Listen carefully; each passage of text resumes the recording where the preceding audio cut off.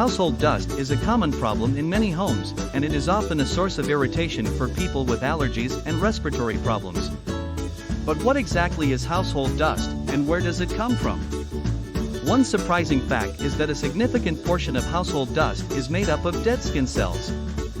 The human body sheds millions of skin cells every day, and these cells can accumulate in the environment as dust.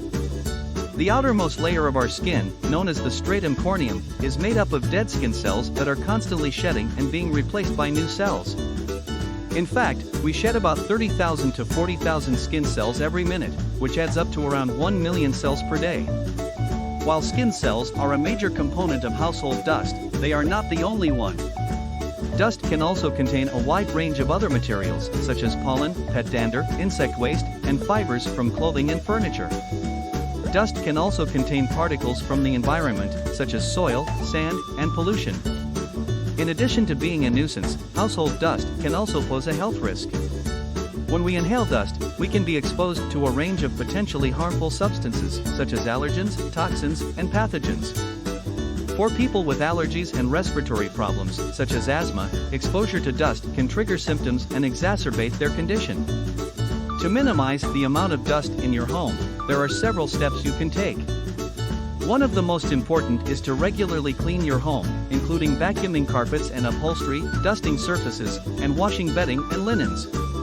It is also important to maintain good indoor air quality by opening windows and using air filters or purifiers. In addition to cleaning, there are other measures you can take to reduce the amount of dead skin cells in your home. For example, taking frequent showers and washing your hands regularly can help to remove dead skin cells from your body and reduce the amount of skin cells that end up in your environment.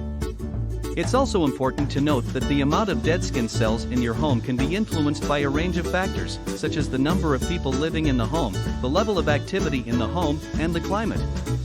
In areas with high humidity, for example, dead skin cells are more likely to accumulate because moisture can make it easier for them to stick to surfaces. In conclusion, household dust is a complex mixture of materials, including dead skin cells, pollen, pet dander, and environmental particles. While dead skin cells are a major component of household dust, it is important to remember that dust can also contain a range of other substances that can be harmful to our health. By taking steps to reduce the amount of dust in our homes, such as cleaning regularly and maintaining good indoor air quality, we can help to improve our overall health and well-being.